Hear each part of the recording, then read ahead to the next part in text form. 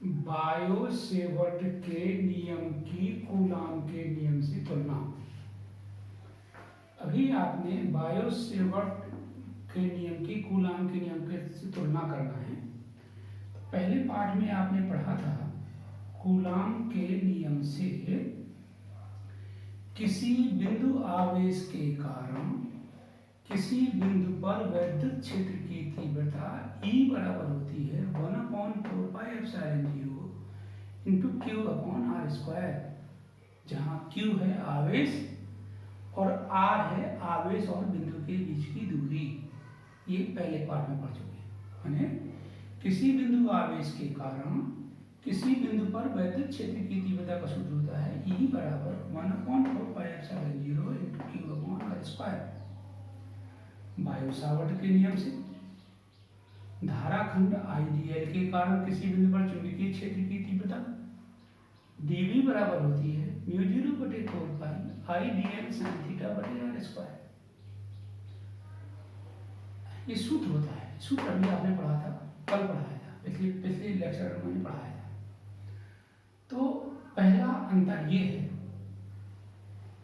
कि जो कूलाम का नियम है वो सूक्ष्म बिंदु आवेश के कारण किसी बिंदु पर वैद्युत क्षेत्र की तीव्रता को प्रदर्शित करता है।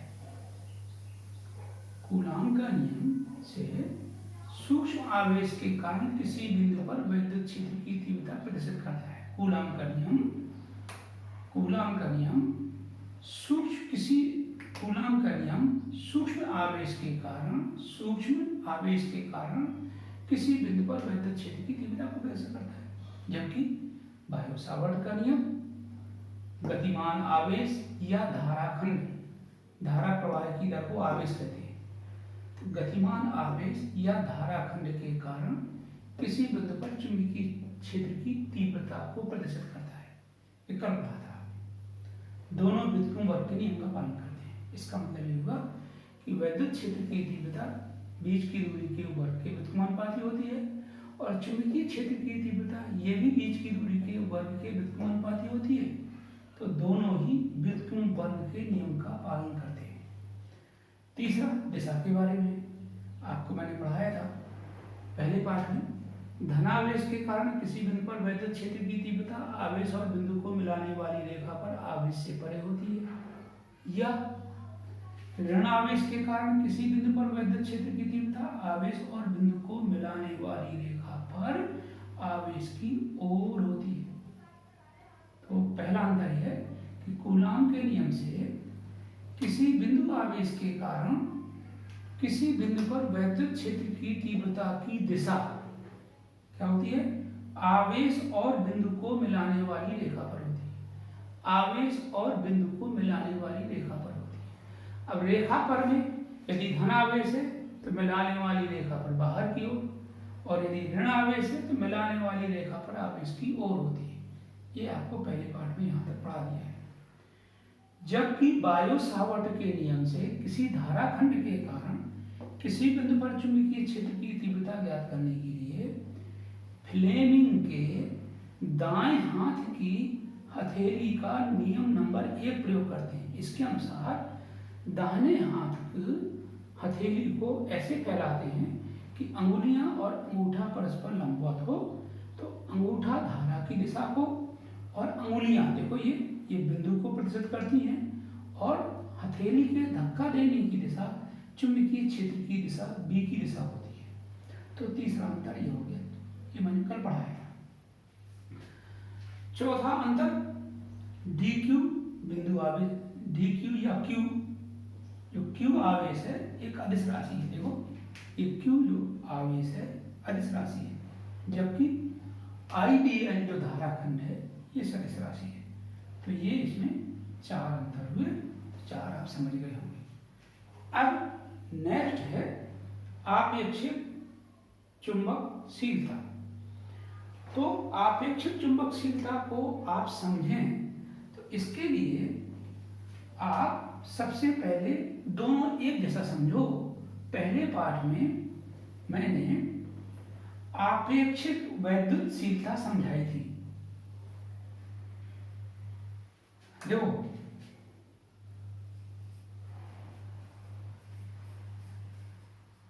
आपेक्षिक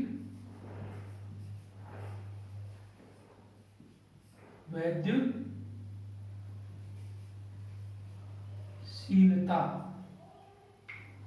आपेक्षिक वैद्युतशीलता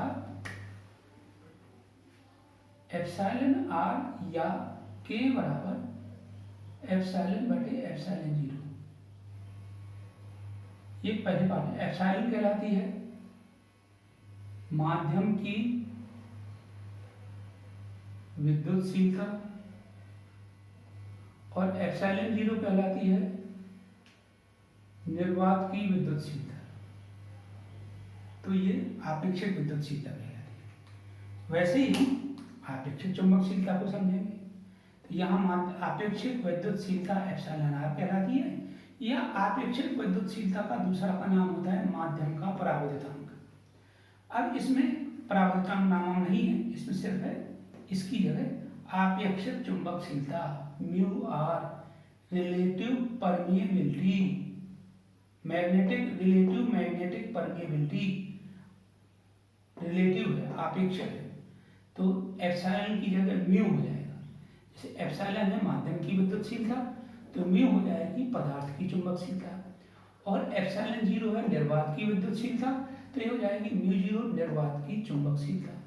तो आप समझ गए तुरंत कि यदि किसी ने पूछा कि आपेक्षिक चुंबकशीलता किसे कहते हैं, तो पदार्थ की चुंबकशीलता और निर्वात की चुंबकशीलता के अनुपात को आपेक्षिक चुंबकशीलता म्यू आर कहते हैं। तो ये आपको दोनों एक ही जैसे हैं, तो आपको ये याद रखना है। तो आपेक्षिक विद्युतशीलता को हम माध्यम का परावर्तन भी कहते हैं, तो इसके लिए ये होता है एप्सिलॉन बटे एप्सिलॉन आर। वैसे ही आपेक्षिक चुंबकशीलता का हो जाएगा mu R is equals to mu upon mu naught. तो ये मैं इस तरह से दोनों को तुलना करके आपको समझना है।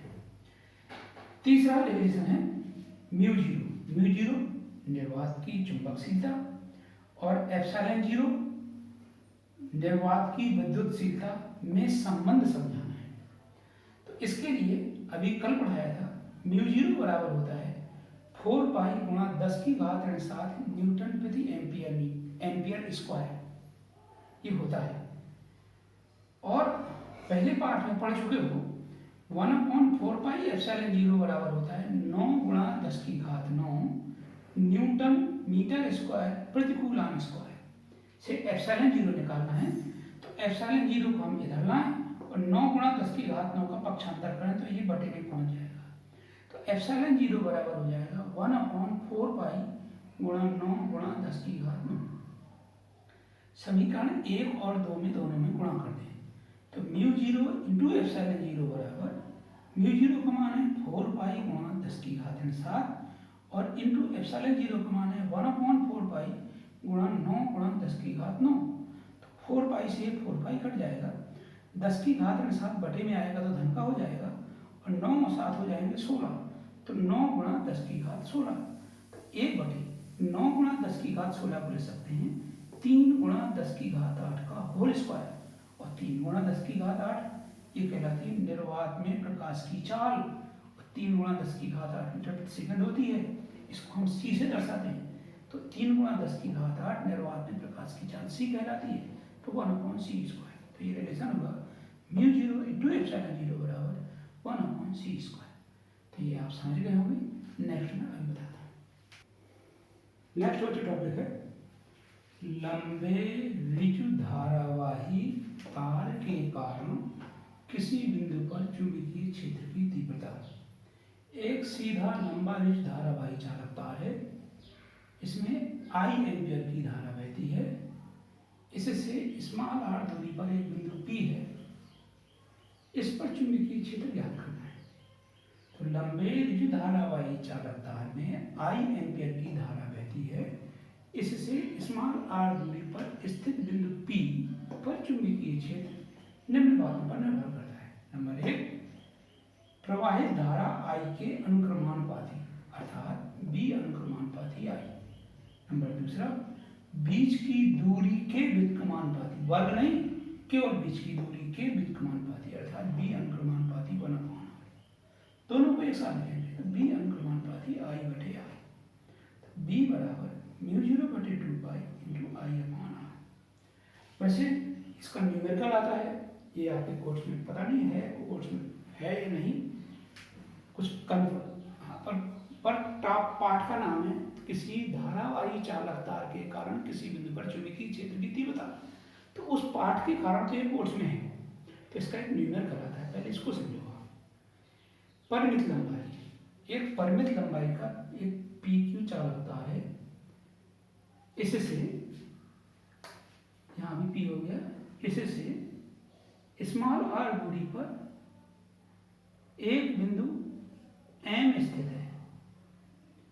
इस पर जो चुंबकीय क्षेत्र है उसका सूत्र होता है, और जो M को हमने दोनों अंत्य बिंदुओं से मिलाया, जो परिमित लंबाई का चालक तार था इसको अंत्य बिंदुओं से मिलाया। ये तो लंब हो गया आपका, ये लंब हो गया, 90 डिग्री हो गया, तो मिलाया तो पहला अंत्य बिंदु लंबवत से अल्फा डिग्री का, दूसरा अंत्य बिंदु लास्ट पॉइंट बीटा डिग्री का लंबवत से कोण बनाता है। तो चुंबकीय क्षेत्र का सूत्र होता है B बराबर μ0/4 into I upon r bracket में sine alpha plus sine beta. तो अब आप तीनों चीज पढ़ चुके। क्या पढ़ चुके आप ये पढ़ चुके, जैसे इस पाठ का नाम है धारावाही चालक तार के कारण किसी बिंदु पर चुंबकीय क्षेत्र। तो धारावाही चालक तार के कारण किसी बिंदु पर चुंबकीय क्षेत्र के 3 सूत्र हुए। एक बायो सावर्ट का नियम या बायो सेवर्ट का नियम, μ0/4 पाई I dl साइन θ/r²। एक आपने ये पढ़ा, दूसरा आपने ये पढ़ा, तीसरा आपने ये पढ़ा। तो ये जो होता है एक टेढ़ा मेढ़ा चालक तार है, इसका धाराखंड IDL है, इससे r दूरी पर एक बिंदु है जो थीटा डिग्री का कोण बनाता है, उस पर चुंबकीय क्षेत्र होता है B बराबर μ0/4 पाई I dl sin θ/r²।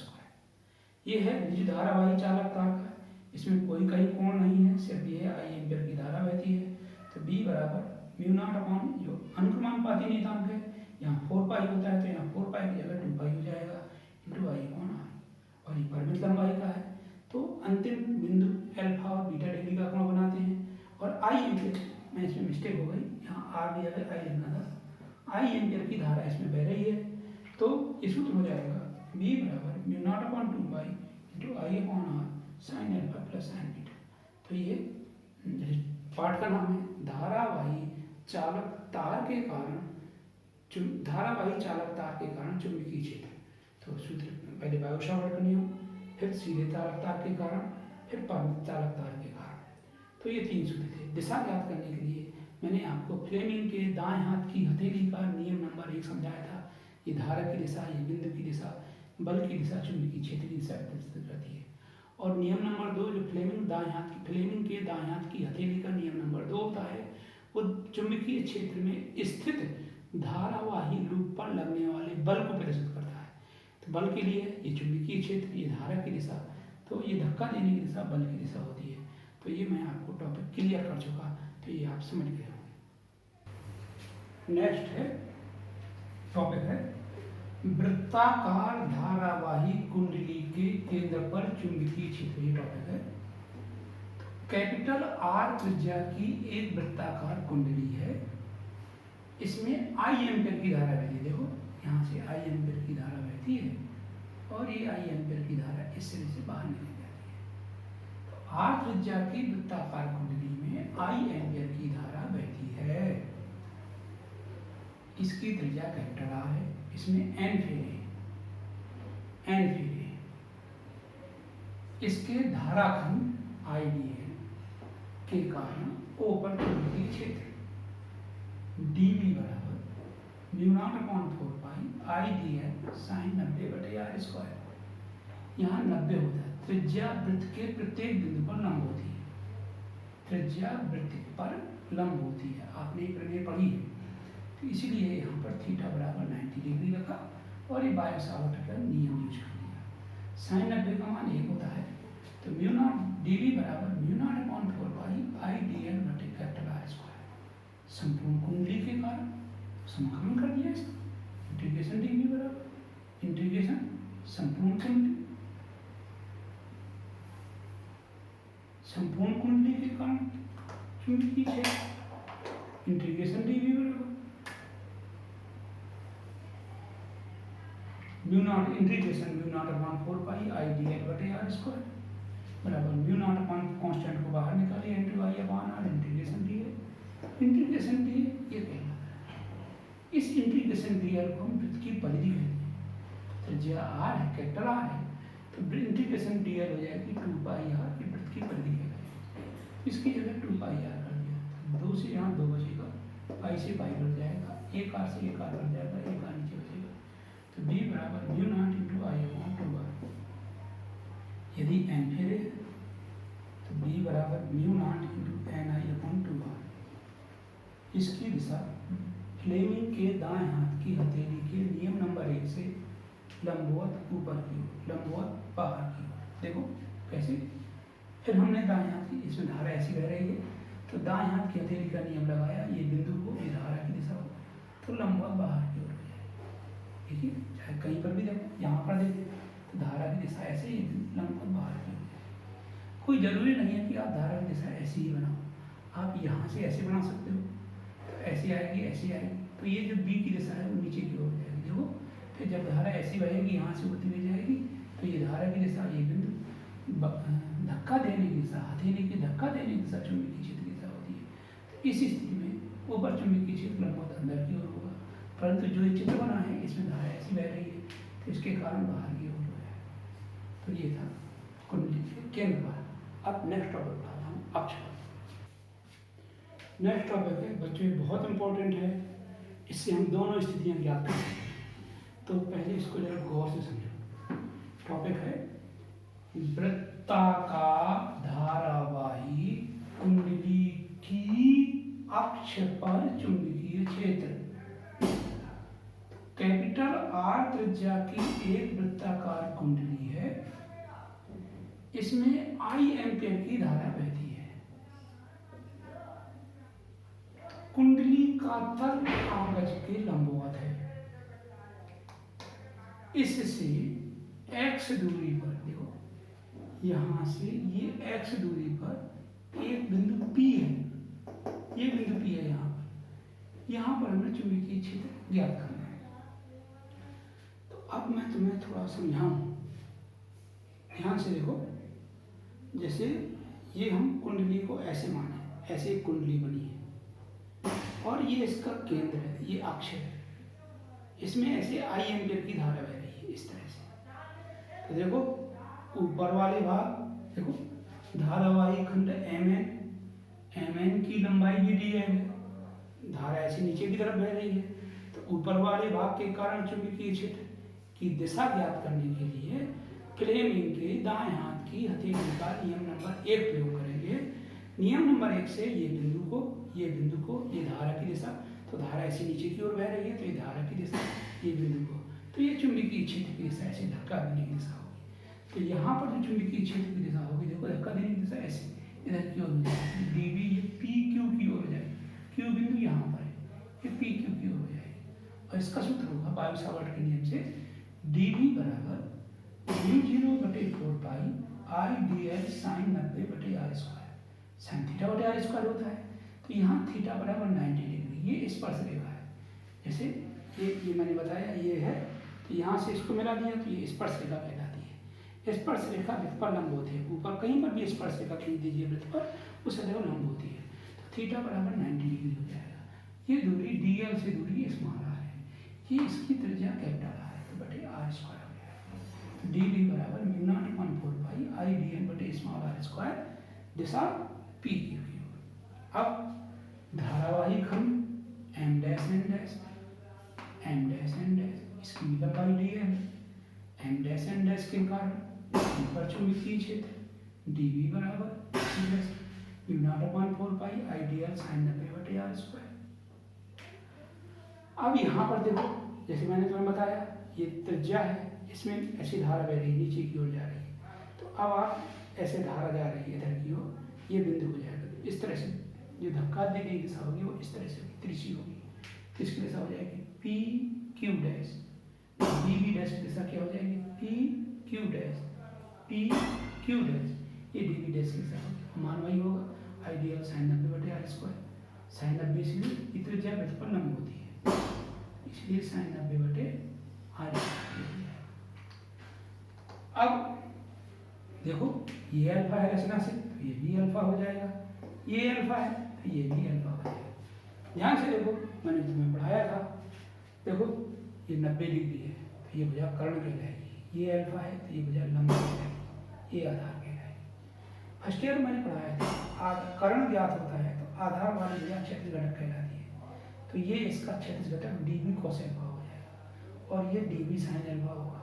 ये तो चूंकि हवा है तो हवा पर घटक नहीं कार्य करता, बिंदु पर कार्य करता है, तो dv sin अल्फा की दिशा ये हो जाएगी। ये मैंने 3 के द्वारा ऐसे बताई है, तो dv sin अल्फा की दिशा ये हो जाएगी। इसी प्रकार देखो ये अल्फा है, ये सामने वाली भुजा लंब है, ये 90 डिग्री है, ये भुजा कर्ण है, ये भुजा आधार है, तो ये dv है, तो ये आधार वाली भुजा क्षैतिज घटक कहलाती है।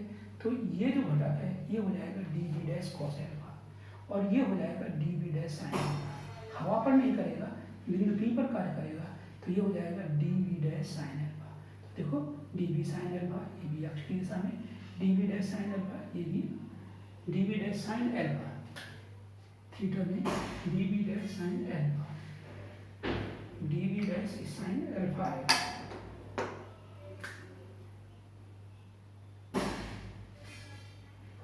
dv डैश sin अल्फा आएगा। देखो dv dv डैश बराबर है, dv व dv डैश प्रत्येक के दो घटक हुए, इस dv के दो घटक हुए dv cos alpha dv sin alpha, इस dv डैश के दो घटक हुए dv dash cos alpha dv dash sin alpha. देखो dv व dv डैश प्रत्येक के दो घटक हैं, dv cos alpha dv sin alpha व dv dash cos alpha dv dash sin alpha. अब देखो dv और dv डैश दोनों के मान बराबर है, cos अल्फा भी बराबर होंगे, तो dv cos अल्फा और dv डैश cos अल्फा दोनों बराबर और विपरीत हैं, इसलिए निरस्त हो जाते हैं। dv cos अल्फा व dv डैश cos अल्फा एक दूसरे के बराबर व विपरीत होने से निरस्त हो जाते हैं। dv sin अल्फा व dv डैश sin अल्फा कुंडली की अक्ष की दिशा में है, इसलिए जुड़ जाते हैं। तो जुड़ जाएंगे तो संपूर्ण कुंडली के कारण इंटीग्रेशन μ0/4 पाई आइडियल साइन अल्फा बटे r स्क्वायर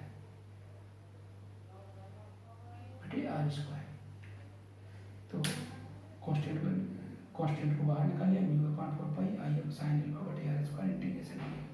अब देखो चित्र से, ये 90 डिग्री है, ये कर्ण हो जाएगा, तो स्मॉल r स्क्वायर बराबर capital R square x square, तो स्मॉल r स्क्वायर बराबर capital R square plus x square से r बराबर r square plus x square की बात 1/2। साइन अल्फा बराबर लंब बटे कर्ण, तो साइन अल्फा बराबर लंब बटे कर्ण, तो कैपिटल R बटे स्मॉल r, कैपिटल R बटे स्मॉल r का मान r square plus x square की बात 1/2। साइन अल्फा का मान हो जाएगा, इंटीग्रेशन डी है, ये पूरी वृत्त की परिधि कहलाएगी, तो 2 पाई कैपिटल R कहलाएगी। ये सभी मान हमने इस पर रख दिए, तो b बराबर μ0/4 pi I upon small r square है, स्मॉल r स्क्वायर है, स्मॉल r स्क्वायर को मान रख दिया r square plus x square, तो r square plus x square ही हो गया into sine alpha. Sine alpha का मान है कैपिटल R बटे r square plus x square की घात 1/2, कैपिटल R बटे r square plus x square की घात 1/2 इंटू इंटीग्रेशन dl का मान है, ये देखो 2 pi capital R, 2 pi capital R, 2 से 2 कट गया, 2 टाइम्स 2 बार कट गया, 2 बचेगा यहाँ, पाई से पाई कट गया।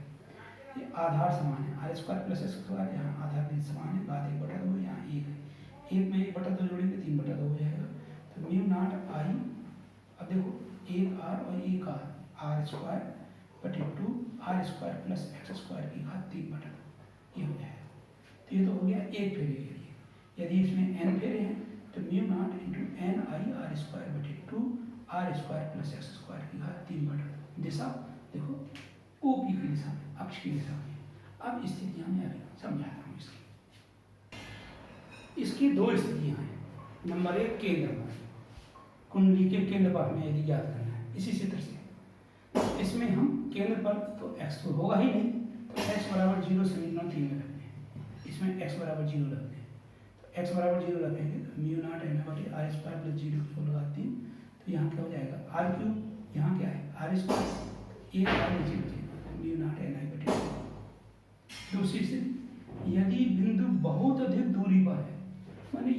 जो बहुत अधिक दूरी पर है, इसका मतलब है x का मान बहुत अधिक है r की अपेक्षा, x is very very greater than r। तो एक्स स्क्वायर को आपने तो आर स्क्वायर को आपने नगण्य मानो क्योंकि ये छोटी राशि है, तो r square plus x square बराबर एक्स क्यूब मैंने एक्स स्क्वायर की होल घात 3 बराबर, तो ये एक्स क्यूब आएगा, आर स्क्वायर में नगण्य मान लें तो ये एक्स क्यूब आएगा, तो एक्स क्यूब आएगा तो डी बराबर mu not an I R square बटे 2 एक्स क्यूब। तो ये थे, कोई ना कोई निश्चित आता है 3 नंबर में या कभी कभी 5 नंबर में भी आता है या न्यूमेरिकल